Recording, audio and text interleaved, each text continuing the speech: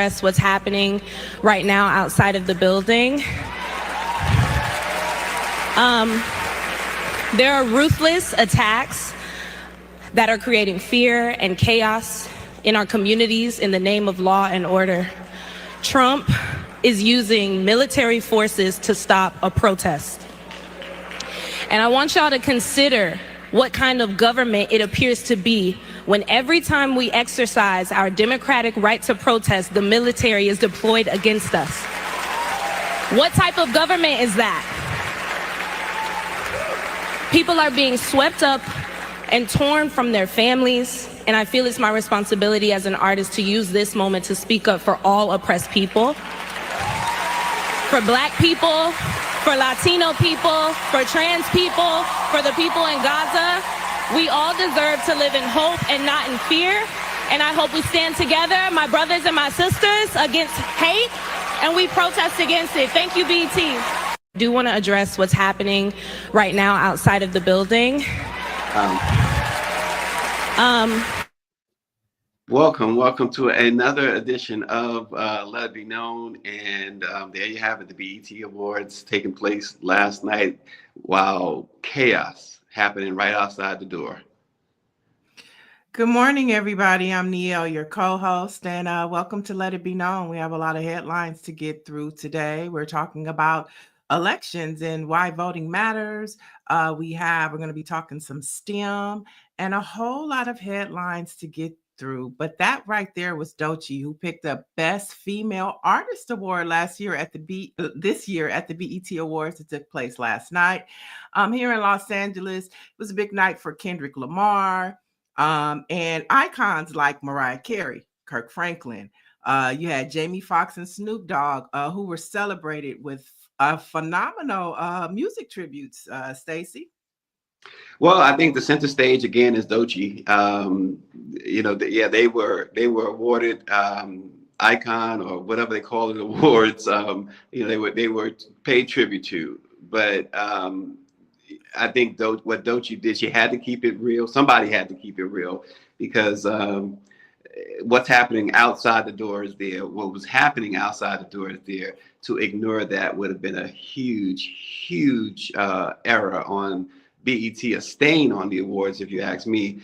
And I think she addressed it well, and obviously her comments were extremely well received by the audience. For sure. And we'll talk more about the BET Awards a little bit later in the show. But right now, we're going to bring in our first guest. Our first guest turned down a job at Google, not because he couldn't get in, but because he had a bigger mission to make sure everyone else could. Let it be known, family. Welcome our first guest, the Executive Director of ColorStack, Jehron Petty. Welcome. Thank you so much for having me. Thank you. Yeah.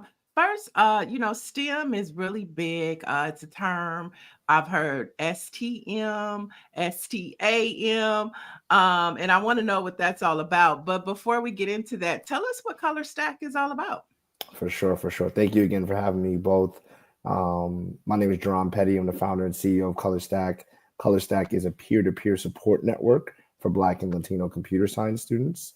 So to your point about STEM and STEAM, we focus on the most accelerating subset and subsector of that broader education, which is computer science, right?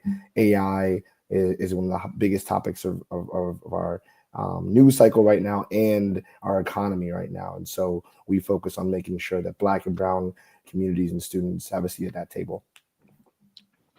And last September, I noticed that you were scheduled to speak at Afrotech. Tell us about Afrotech and why is that something that should get even more attention than it already does? Yeah, totally. Afrotech for me is the Black Tech reunion, right? You know, I learn something new, I meet some new people, yes, but for the most part, I get to be reminded, and people generally, and our students and our communities are reminded of how many Black tech professionals are out there. And we get to really remember that in that space where you could be at a company or a team where you're the only Black employee throughout the year. You at least get this one time in the year to remember that you belong, that you can succeed, that you can accelerate your career, and you shouldn't doubt yourself in those rooms. You brought up AI, and I know here in the United States, we're just getting accustomed to it. We use it as a hobby, but when you look overseas in countries like China, Japan, they're starting to teach as soon as preschool. When you talk about AI, how important is it for the United States to become more engaged in AI and the chat GPT? Yeah. Still learning, but it's a hobby for us. Should our education system be more progressive in implementing it at an early age? I think it's a tough question. I think there's a lot of safety concerns right now, especially when you think about kids and their information and even just the psychological unknown of how kind of getting so used to interacting with a tool like that's not a real person too early. We're still learning what the effects of that can be, but I do think we should be investing in figuring out what an AI native K through 12 and higher education curriculum could look like, right? This is a transformational tool when done right and when used for the right reasons. And we should absolutely, especially on a global competitive scale, be thinking about how we can use that to strengthen our workforce and educate our kids better. Well, Jehron, it's a lot of, I'm sure, a whole lot of great information we can pull from you. Unfortunately, we don't have a whole lot of time, but someone did ask in the chat this question, that with the attacks on DE&I and affirmative action, how does a ColorStack navigate the politicization of Black folks in STEM? This is a great question. Obviously, this is relevant to the moment, and we've faced our fair share of headwinds. You've had peer organizations in our space like Hack.Diversity that had to shut down because of these same headwinds. So we're not unique in our journey. We're making the appropriate changes internally to prioritize fiscal sustainability to kind of last as long as we can, whether it's through this current administration or however long these attacks will last. We want to continue the work. Part of our strategy prior to this moment has always been to give our members agency. That's the big word for us, agency. Can we equip our members with the knowledge, the skills, and the social capital, most importantly, to chart their own path through this industry, right? So even if a company or two or many companies are starting to kind of retreat back and think of any Black hire as a DEI hire, we wanted to give our members the agency and the social capital to find their own teams to join, find their own companies with their way in, their foot in the door, or even start their own companies, right? So it's not about the industry for us. We are trying to give our students agency. So tell us about the program. How can parents get their kids involved? Is this a national thing? Is it regional? Tell us how we can get our kids more involved in this program. Totally. So as of right now, we welcome any Black, Latino, Native American computer science student studying at a 2 or 4 year college in the U.S. So if any of your kids are about to be a college student or are currently in college and are considering computer science, they can go to colorstack.org and become a member there. Membership is free. And once you get in, we equip you with the tools that you need to succeed. And it's mainly around social capital and peer-to-peer support. So, you're already at a campus and in a curriculum where you're learning how to code. We've assumed that, right? But what you probably lack is the connection to the industry through companies and opportunities and connections to other students, where sometimes you're going to a rural school in Michigan and you're the only Black CS student in the classroom. So you can be in our community of over 13,000 Black and Latino computer science students at all hours of the day, helping each other succeed. And finally, Jehron, a question from our producer. You turned down a role at Google to build this. Walk us through that decision. What gave you the conviction? Yeah, totally. So, one of the things I learned early in my entrepreneurial journey is the concept of calculated risk. I think many times when you think about people starting companies, it's portrayed as this jump off a cliff. But for me, what I did was I accepted that Google offer in September of my senior year of college. And I spent the following 9 months raising money to do ColorStack full time. And I told myself and my family, if I didn't raise enough money to do it full time, I would still have my full time job and start it part time until that day came. And so, it seems like this big moment where I turned on this thing and just, followed my passion, which I did, but I also, calculated the risk a little bit better and made sure I had enough money to pursue and support myself full time. Well, awesome. And real quick, somebody's asking about your thoughts on Blue Sky.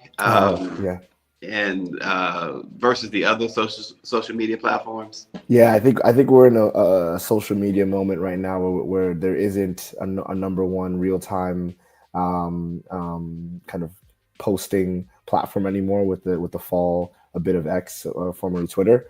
So I mean, I'm not on Blue Sky. It's like hard to break those habits, right? Sure. So I just stay on Instagram and just text my friends, my hot takes when I have them. Right. Is there a website that we can learn more? Yes. So colorstack.org is where you can find out. That's ColorStack.org.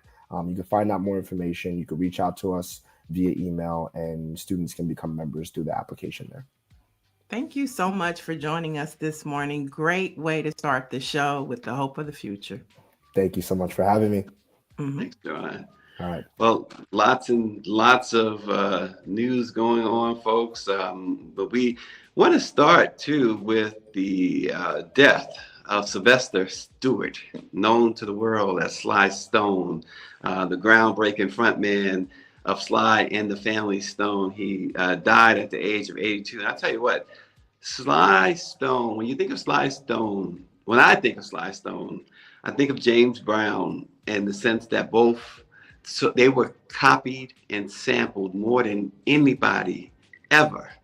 And we're talking about copied and sampled by some of the greatest. We're talking about Prince and Michael Jackson, and you go on, and you can't find a successful hip hop career without it having sampled Sly Stone and or James Brown. But Sly, what a talent he was, and it's really amazing to see him over the years, especially the last several years. Even when they got inducted into the Rock and Roll Hall of Fame, of course, Sly, he didn't attend. He wasn't out front. He had become really a recluse over the last, say, 25 years or so. And you saw members of his band, and you saw others like Larry Graham and George Clinton and others always stand in for him. What a talent. Yeah, he definitely will be missed. Yeah, absolutely. Sly Stone, thank you for letting me be myself again. We always will remember songs like that. It's a Family Affair. This guy, Everyday People, you can go on and on and on with the Family Stone led by Sly. So he certainly, as you said, will be missed. Sly Stone, he's dead at the age of 82. And also in the news this morning, U.S. Marine Corps troops mobilized in Los Angeles. More and more military going on in the city of Angels. We started at the top of the show with the video of Doechii in her speech. This is getting real every day. You have the governor now saying, arrest me, daring Trump to arrest him. So much going on there. Yeah, well, what you see in the news is not really happening in LA. I think that the propaganda machine has started. Basically, what you're seeing on the news is a small pocket that's happening by the federal building downtown in LA. There are not large masses of people rioting, attacking officers. And so for Trump to deploy an additional 2,000 National Guards, 700 Marines, it's totally insane for peaceful protesters. I mean, you go to yesterday, Grant Park. Thank God they released David Warta, who is the California president of SCIU. Mm-hmm. He was released yesterday, but before that, at 11 o'clock, SCIU, you had the president, April Valrich. She's the international president of SCIU, African American woman from LA. You had California Black legislators, thousands of union members playing drums and singing and chanting. These were not aggressive protesters. So you have this small group of people, and not to mention you have like the peaceful admirals or commanders that hold the front line between the protesters and the officers. They're there, calming the angry protesters down. So what you're seeing on the news and what's actually happening here in LA is two different things. That's why it makes it scary. Not to mention yesterday, Congressmember Maxine Waters was on CNN yesterday. She first went to the federal building. They slammed the door in her face. She was headed back to Washington, D.C. And one of the important things that she said is Trump is doing all this martial law, which is the scary part of what's actually happening, because what Trump is doing is trying to create an image through media of mayhem. And what's going to happen is he's going to try to invoke martial law. And there are protests that are starting to happen all across the country now. Well, isn't that the end goal? Let's not forget, let's not, be remiss here. The end goal is to create as much chaos so he can declare martial law. You know what happens when martial law is declared. That means this guy, the president, has ultimate power. He literally has the power of a dictator with martial law. And that has always been, even before the election, they talked about that. It was talked about ad nauseum, that this is what he was going to do. Kamala Harris talked about it. To your point, Maxine Waters talked about it. Sheila Jackson Lee, before she unfortunately passed away, talked about it. So many. This was as easy to see. It was just a matter of where and when he would do this. And Governor Newsom pretty much, the president, just get it over with. Arrest me. Move on. If you need some head to scalp, do it with me, but stop messing with these kids. Stop messing with 4-year-olds, kids in elementary school. We've got kids. We have hundreds of graduations down here. Kids are not going to their own graduations. Families, grandparents here legally, mixed status families in some cases, scared to death to go to a graduation. People are scared to walk down the streets. It's not just Home Depots, getting their car washed. We have incidences. I didn't believe it because what was I thinking? I actually believe when they said this is not true, but then I saw videos. They're doing checkpoints, checking people's IDs. We've never seen this kind of deployment in so many actions. It's mass panic out here in the nation's largest county, in the nation's largest state. Good, hardworking people, decent people. These are not the criminals. These are not the thugs. So again, it's so bad that in New York, a young lady and her daughter walking in the street, I believe they were in Harlem, if I'm not mistaken. I believe they're Honduran. Her husband's here on a job assignment and she's here vacationing. They had just got here vacationing, and ICE and NYPD ran up on her, snatched her off the street, left her little daughter there with a stranger. Good thing that this stranger was a good Samaritan.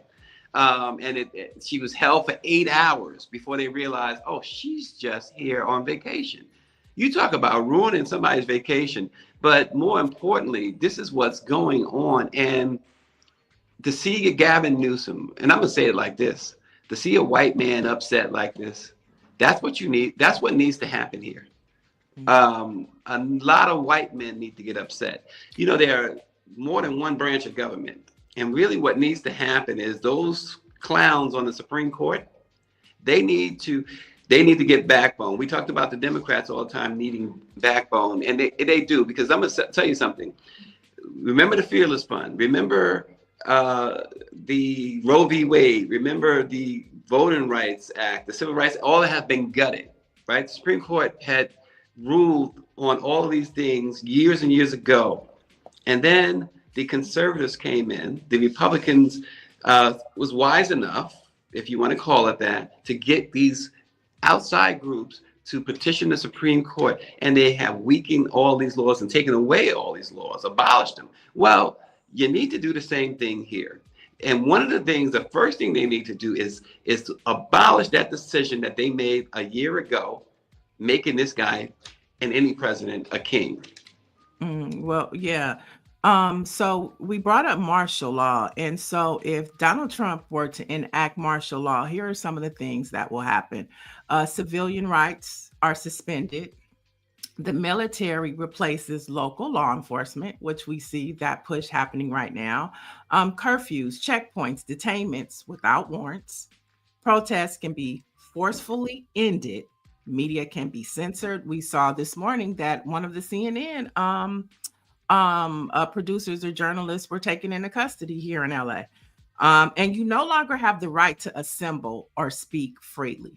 And if you look at what's happening here in California, that's exactly what's happening. And to your point, you're talking about, fear and that's being inflicted by the Trump administration. One of the things that they're saying is you don't know who these ICE agents are. They don't have badges.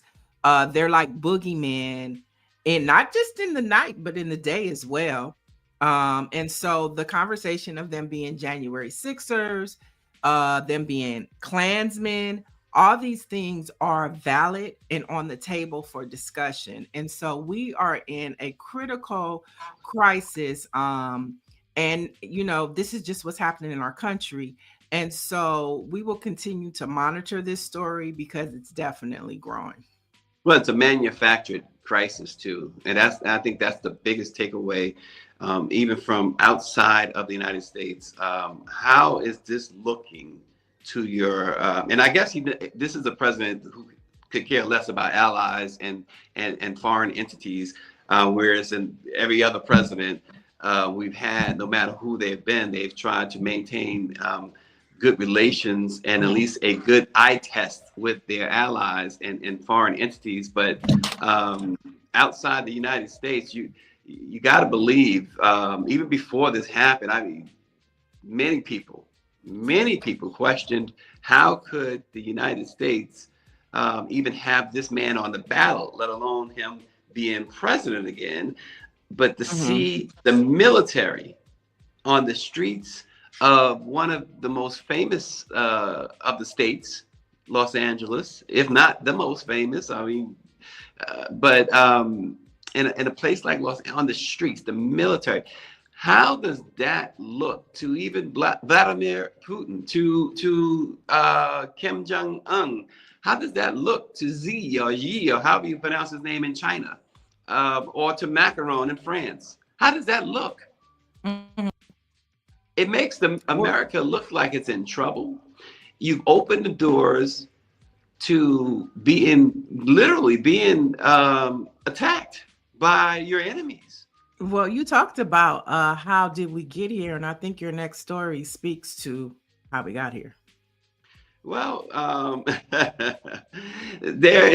so we've talked about this too. This new report that's stirring fresh debate about the outcome of the 2024 presidential election, claiming that voting machines were secretly altered before ballots were even cast. The bombshell allegations raises a serious question whether or not Kamala Harris actually did win the 2024 election. Nobody's talking about it, but according to an investigation piece from the Daily Boulder, a private lab that's quietly implemented sweeping changes to voting machines used in over 40% of U.S. counties ahead of the 2024 race. Those changes, the report claims, were made with no public notice, no formal testing, and no third-party oversight. And we've been seeing of late a story coming out of Rockland County, New York, and I saw some videos, so I looked up the court filings, and it's actually happening that they are contesting the election results there.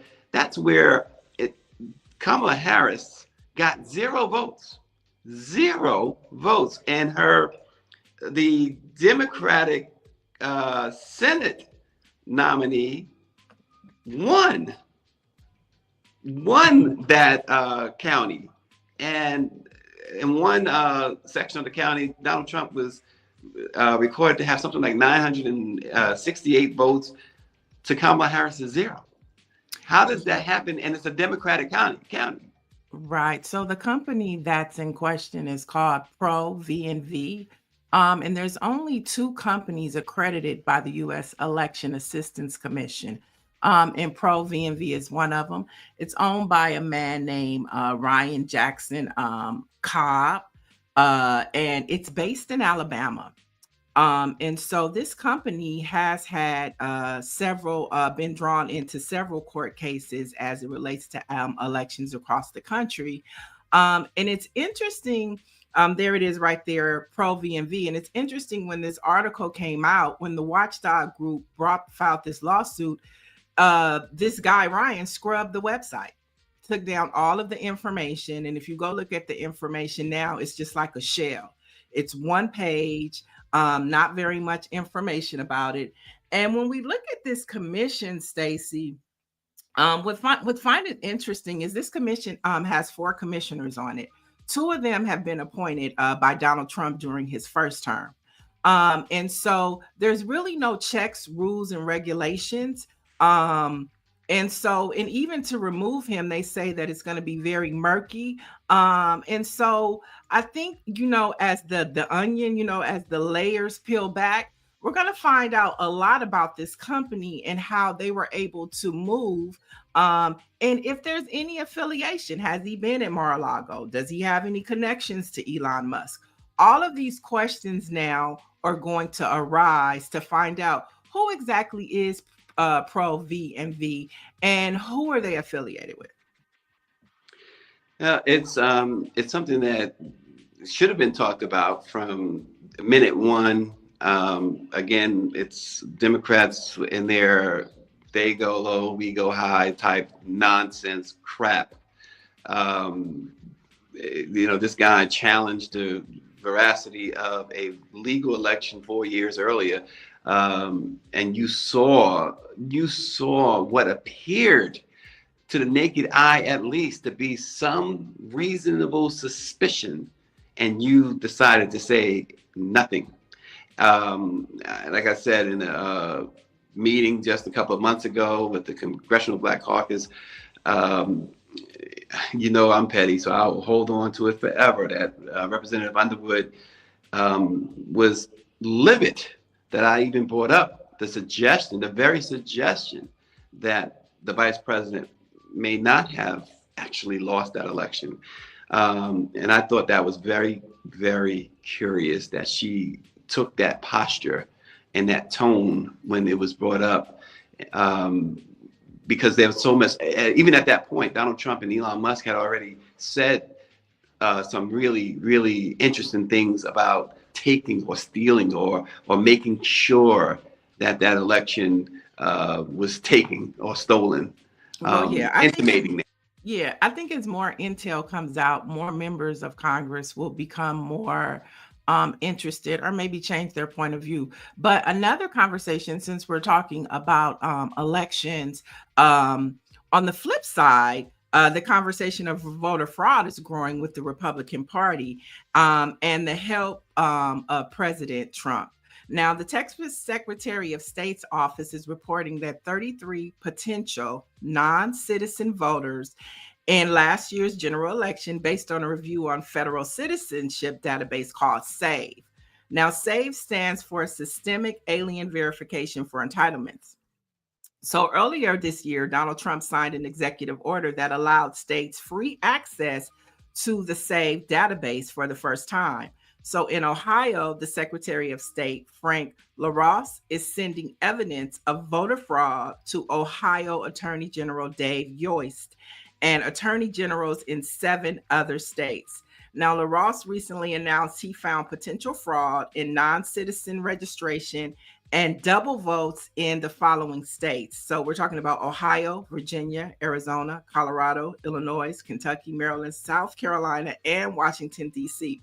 Now, he's saying he found evidence of 30 non-citizen registrations in Ohio and 11 people who voted in Ohio and the other 7 states. Now, what makes this interesting, because we're going to bring in our next guest, is that, just to set a picture of how Republicans work.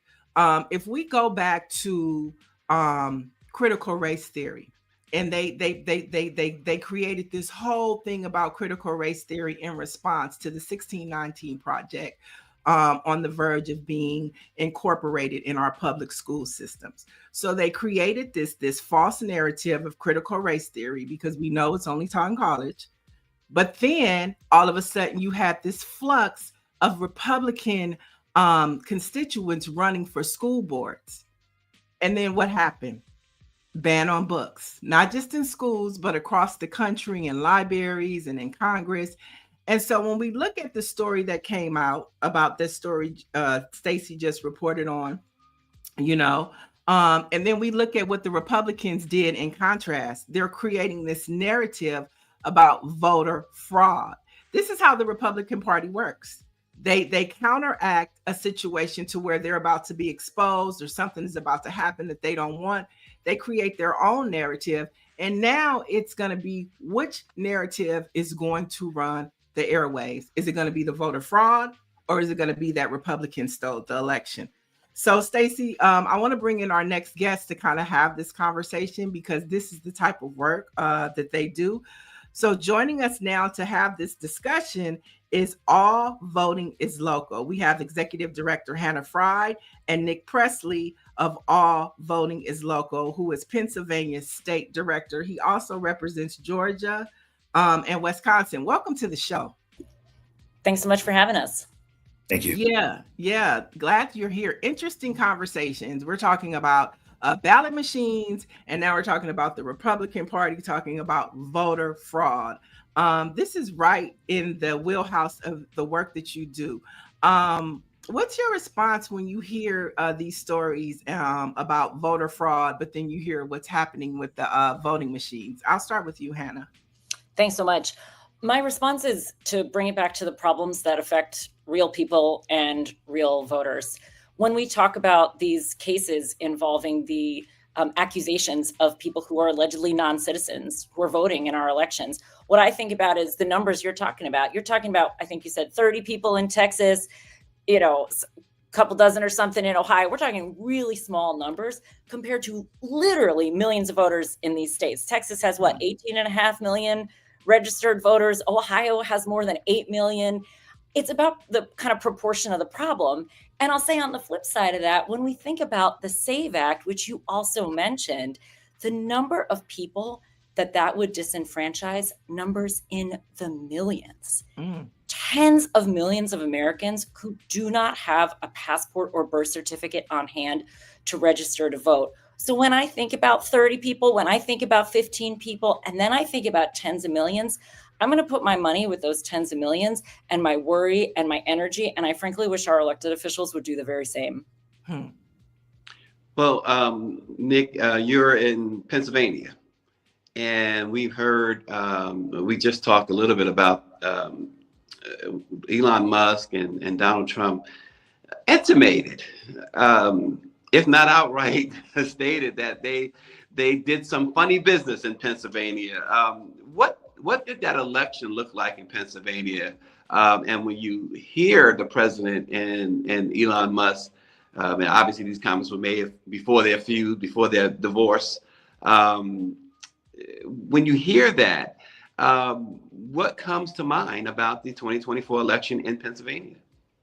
Well, it makes me think that we need a pro-voter agenda. We need to stop focusing on keeping people off the rolls and believe and make it so that every American can get on the rolls and stay on the voter rolls, so that every American can vote when, where, and how it works for them in under 30 minutes. We did not necessarily see that in Pennsylvania. We had long lines in some places. We had some technical malfunctions with some machines, but it became very clear watching the election, not just in Pennsylvania, but in the multiple states in which we cover, that it is important that we take a proactive stance on making it easier for eligible citizens to vote instead of harder. Yeah, it seems like the Republican Party is gearing up for this wild voter fraud narrative. But I love the name of your organization, All Voting is Local, because I'm a huge supporter of the thought that all elections are local, all politics are local, and what happens on a local level, it rises to the federal level, right? And so, talk about a little bit of the work and programming of All Voting is Local. Sure, thanks. I love that you appreciate the name. So do we. You know, for us, the idea is that the decisions that our state and our local election officials are making about things like where they're going to put a polling location, how they're going to make voter registration available. Each of those decisions that might seem kind of small actually matters a whole lot, not only to the individual voter, not only to the local community, but just as you say, for our statewide and our federal elections too. People's ability to go to a polling location and not have to wait in a long line, as Nick was describing, that's about a decision that someone has made, and that person is a local election official. They decided how to set up that polling place. They decided how many poll workers to put there. Those decisions make the difference between somebody being able to vote and somebody having to go to work because they cannot wait for 2 hours. And every single one of those moments, every single one of those instances rolls right up into our statewide election results. Who's going to be governor, who's going to be on the school board, and who's going to be president of the United States in 2029. Wow. So we've been talking also about the midterms next year. What are you guys, Nick, Hannah? What's the mission right now ahead of the midterms? Well, right now, look, the midterms have already started. 2026 is already underway right now. And so the goal right now is to pay attention to what's happening on the state as well as the federal levels and start to utilize these tools that we put together to be implemented by decision makers. We want to highlight responsible list maintenance, make sure that we're using electronic voting machines that have been properly calibrated and tested. We advocate for same-day voter registration, expanded language access so that American citizens for whom English is not their first language can understand what they're voting for and with. We also look for equitable voting access for justice-impacted voters, election official and worker protections, and ultimately just to stop partisan interference in vote counting and certification. The time to do all of this is now. So I know some of the questions come up, or should we have same day registration? I know some states have it, some states don't. Should there be a universal way to vote, or should it be left up to each state to determine how elections are processed? Super nice question. I think there should be a baseline that any American can expect. And that's what our pro voter agenda is about. Everybody in this country needs flexible ways to vote that work for them. If you're a person who works 2 jobs, guess what? You may not be able to go to the polling location between 7 a.m. and 7 p.m. on Tuesday. That might not work for you. You should have the ability to vote by mail. You should have the ability to go to the polls on Sunday. But there's also a lot that communities should be deciding for themselves based on what works for them. And that includes where they're going to put those polling places, what exactly those hours of voting are going to be. That's about who lives there. That's about where they live. And we totally support, just like our name suggests, that kind of local decision making. And yet we also know that there's some basic stuff that we all need. I'll say too, as a quick point, that we did a study recently that found that 83% of Americans, and it held pretty steady across party lines, think that voting should be safe and accessible because it's a fundamental right and responsibility.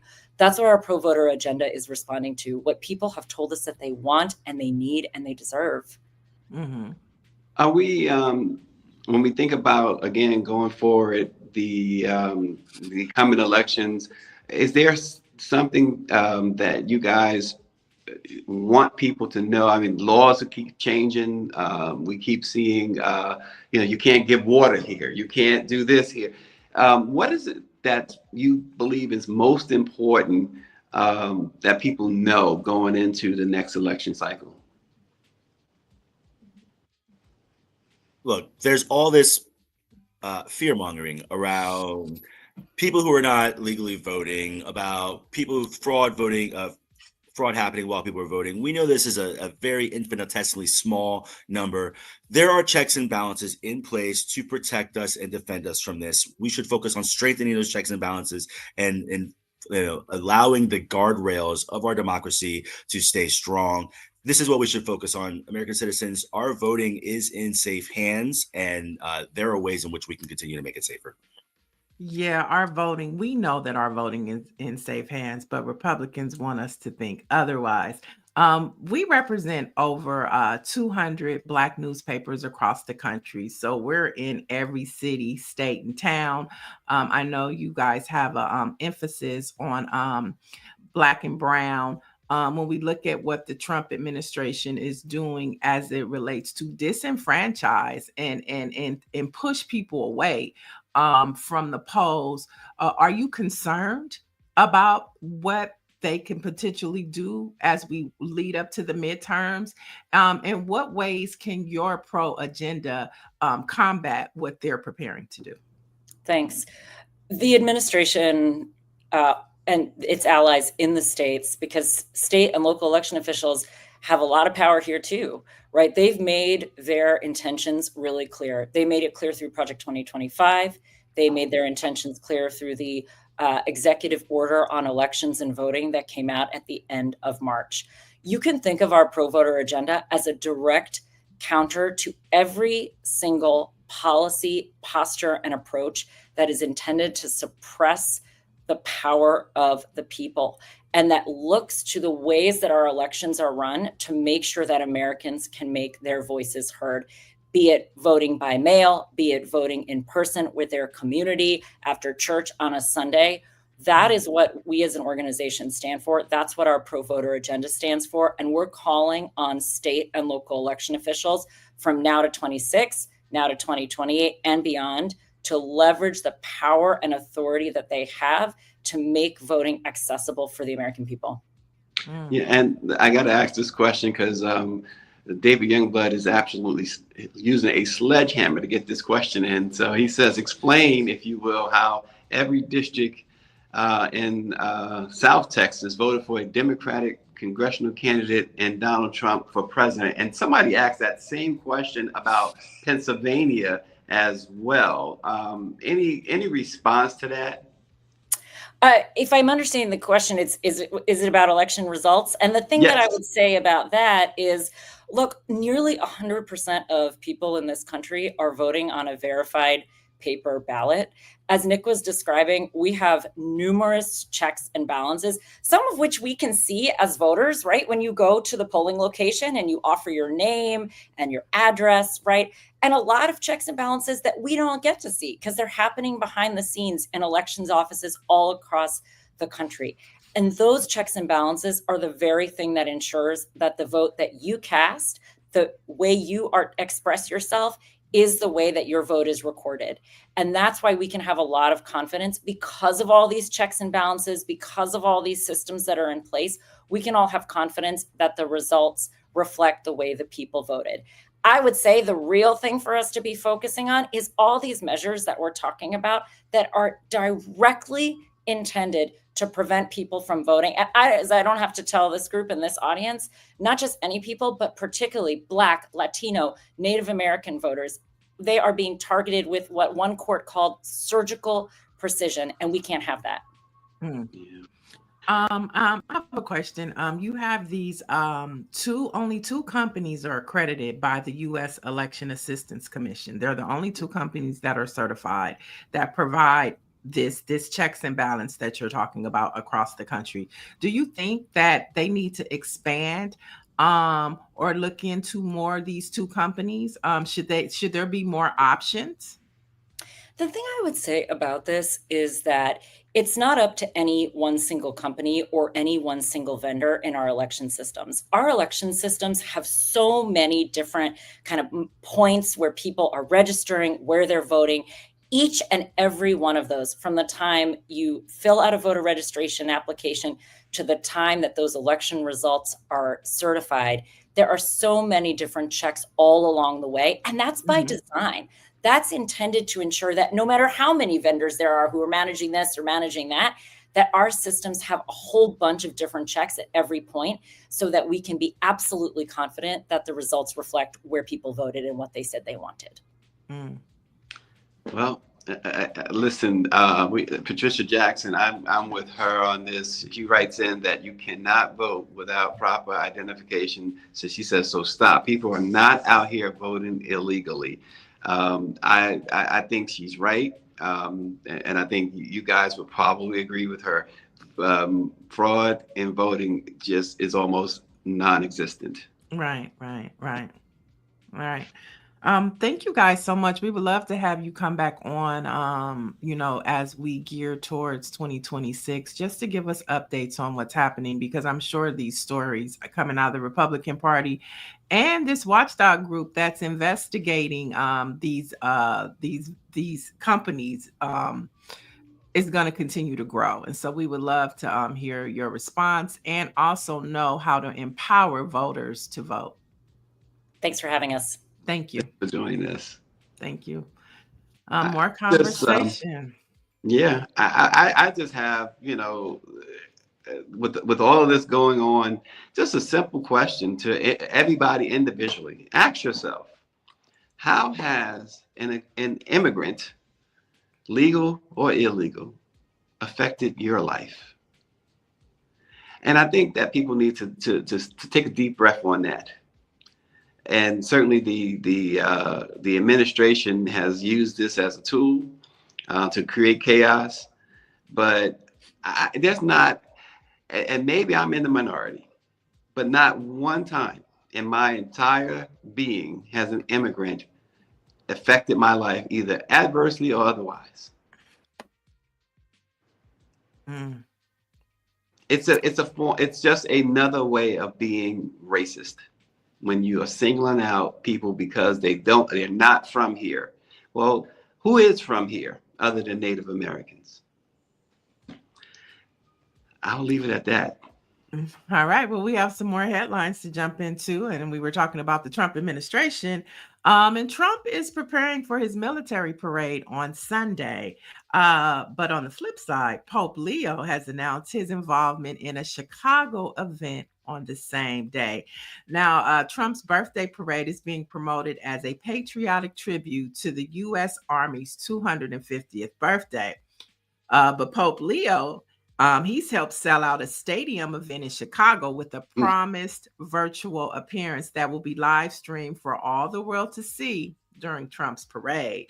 Now, also happening on Saturday is the No Kings protest, the nationwide day of defiance to reject Trump, according to the event's organizers. So hundreds of No Kings protests are scheduled in every single state, from Florida to Alaska, and even a few planned for outside of the U.S. But one city that they will not be able to protest, of course, is Washington, D.C., because Trump is going to take over. But, and of course, we can't have to end it with what Black America is doing. So Black America is inviting everybody to participate on Saturday by posting. If you have a picture with our favorite president, Barack Obama, they want you to flood social media with it. If you have a favorite picture of our former first family, flood it on social media. So between social media, the country, and the Pope, we're going to see just how much attention Donald Trump is going to get on Saturday. And we know he loves attention. So if you want to have a day of action on Saturday, you can participate in the No Kings parade. No Kings protest. You can watch the Pope, or you can post a picture of the Obamas. Yeah, Dr. Joni says almost 2,000 events are planned to protest No Kings all over the country on Saturday. Someone posted under the Stephanie Humphrey channel is correct. They say, from what I read, $20 to $40 million is estimated for this Trump parade. And they continue to talk about wasteful spending. We talked, I think it was yesterday, we talked about how he spent $30 million in taxpayer money golfing in the first 6 months of his presidency. And now you're talking about up to $40 million for this self-aggrandizing birthday celebration. You're talking 70 million right there. Where's Doge at? Well, I don't know where Doge is, but I know a good portion of the American people are going to be at these protests or posting pictures of the Obamas. I think I'm going to participate in my picture posting. Oh, okay. How will you spend Saturday? All right. In more news, after 25 years with the American Ballet Theater, Misty Copeland has announced she is retiring from the company. Now, of course, she's known for changing the ballet by becoming the first African-American woman to be promoted to a principal dancer in the American Ballet. Good for her. Yeah, good for her. And you know, she's made so many contributions of widening the net of a ballet. But of course, we know the Alvin Ailey Dance Company for sure. But to be able to break into a white establishment, so to say, and be a principal, that is a huge deal. And it's a part of American history as an African American. Yeah, Misty, the great Misty Copeland. Yes, and then over the weekends, the Tonys did happen. So we want to congratulate Cara Young, the first Black performer to win a Tony Award 2 years in a row. Now, she used her winning moment, just like Doechii, to speak truth to power during her speech. Production cut the music on her, though, but she was able to get it all out. And of course, the audience appreciated what she said, but the Tonys were a little more censored than the BET Awards, of course. But congratulations to her for her back-to-back wins. Naturally, they would be more sensitive to that. And finally, the numbers are in for game 1 of the NBA Finals, the Pacers versus the Thunder. And the numbers are 8.1 million viewers, making it the least watched NBA Finals game since 1988.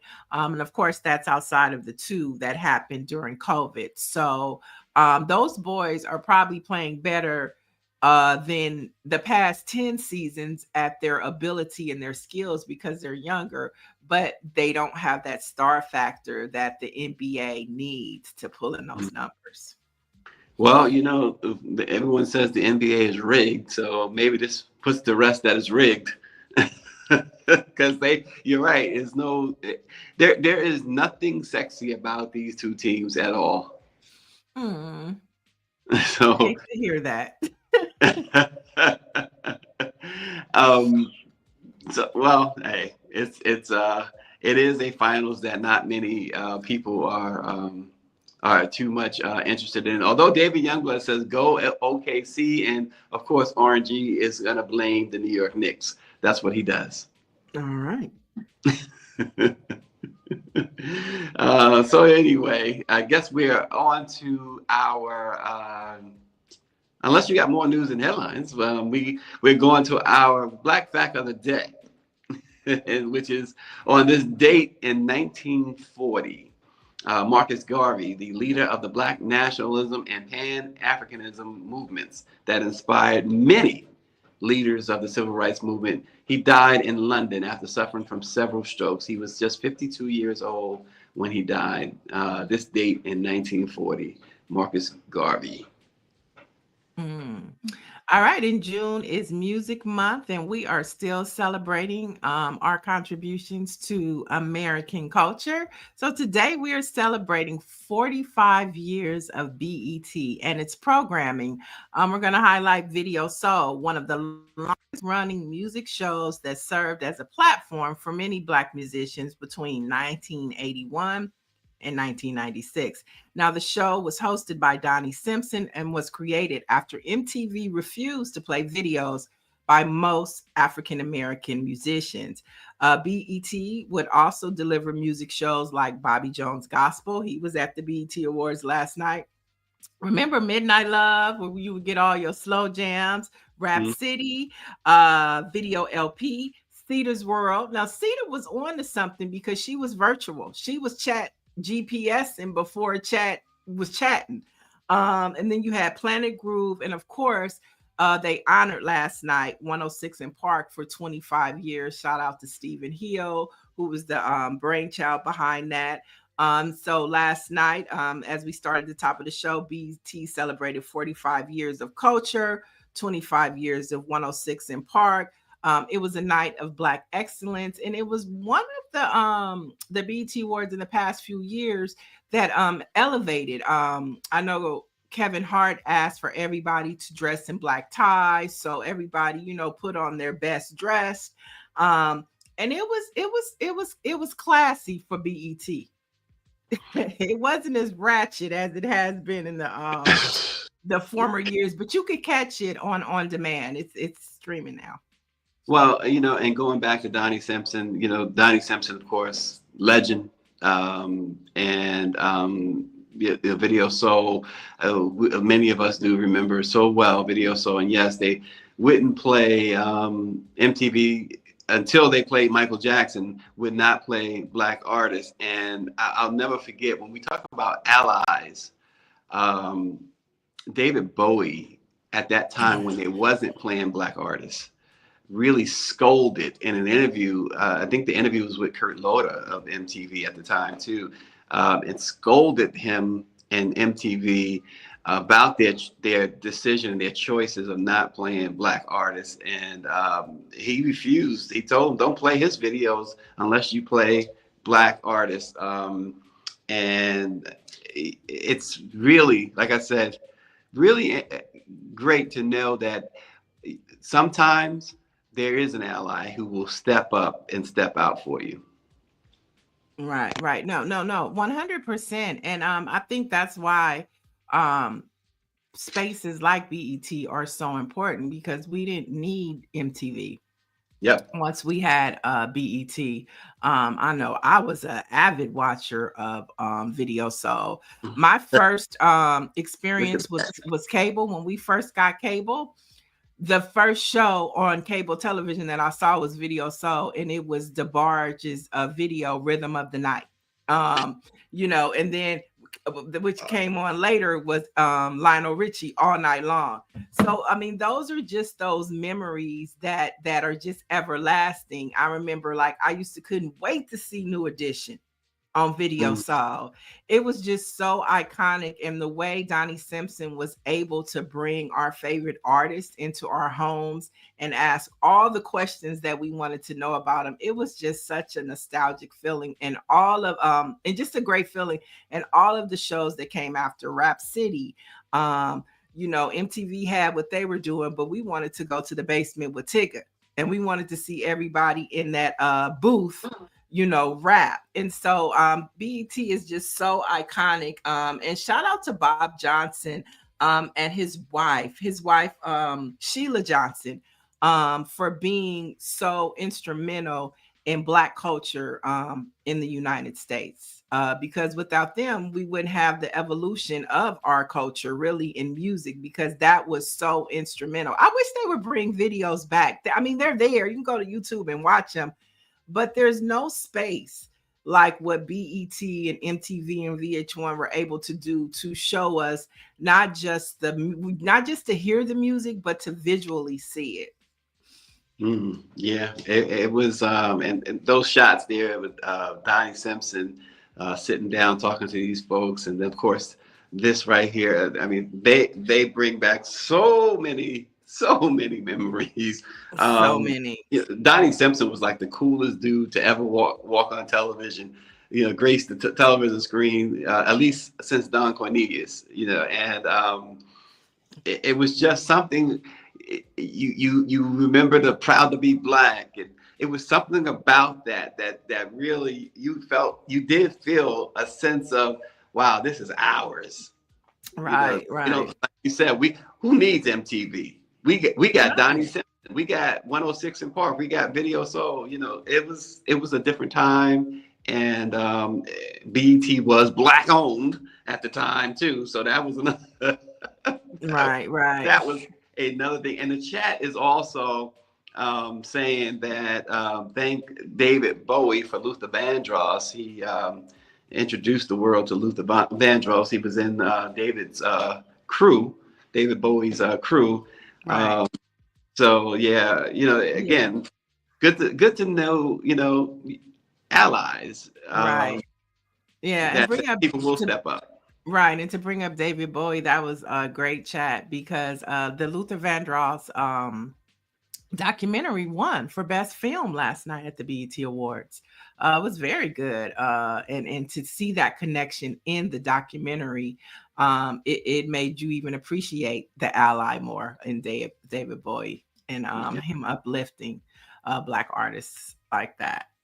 Yeah, it's interesting. It's like, so this summer, folks, like Public Enemy is touring with Guns N' Roses. You see like the different, you see a traditional famous white band and a traditional famous black act together. Cissy Houston, she was Elvis's backup singer. Elvis always gave her and her I guess fellow singers, backup singers. It was three women that he had, three black women, and he always credited them for his sound. And Cissy ran that. She talked about how Elvis, he may have been the one writing the checks, but she was the boss. Because he listened, and if he didn't listen, she felt like he wouldn't have been as big as he was. So, and I believe her. I tend to believe her. So, anyway, So I mean, so much culture, so much music. Cissy Houston, her daughter Whitney Houston, was also a hit at the BET Awards when she was alive. And so Kevin Hart did a great job last night. Now Whitney as far wasn't as ratchet hosting. at the BET Awards, right? When she was there. She had a couple moments, but Oh, okay. but I mean, they were fun. We just laughed it off. We didn't know what we knew. I think another like one of those moments was last night when Kevin Hart talked about there ain't no after parties tonight.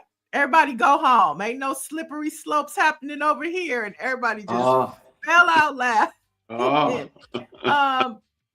Because you never know what's behind the dress and the tuxedo, what they gonna do after. But it was a great night for Black excellence, Black culture. Shout out to Jesse Collins and his team for always executive producing a phenomenal show. You have Connie Orlando. Although BET might not be Black owned, it is Black run. And Connie does an excellent job of making sure that the curation of Black excellence still remains at BET. She's the new Barbara Lee. If you didn't know. Kendrick Lamar, he was so glad to see him pull up and accept his award. That was very important. So he was there. It was just a great night. It was a long night. I know I fell asleep a couple times, and then I heard a song and I opened my eyes.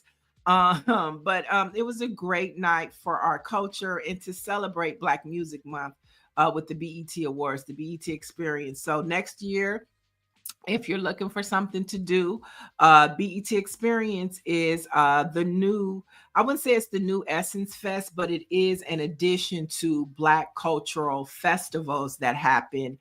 It's a 3-day weekend. They have tons of basketball games. They have karaoke, 106 in Park activations.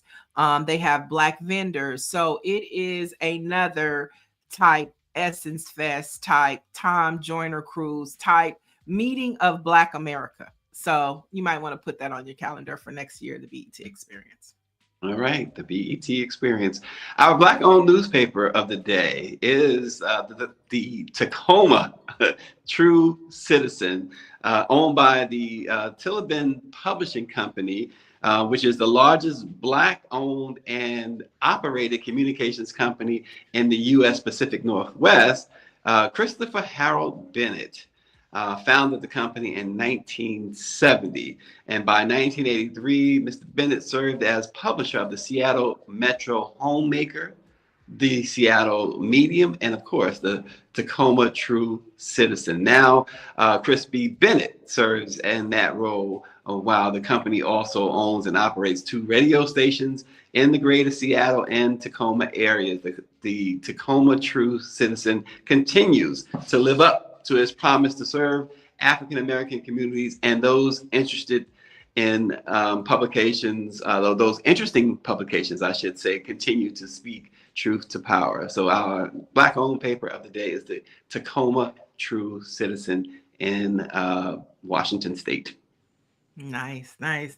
And of course, we are monitoring what's happening here in Los Angeles, and what's happening all across America as it relates to the Black experience, Black issues, and Black upliftment. So to find those stories, you can always head over to blackpressusa.com. Well, thanks again for joining us, and we will see you again tomorrow.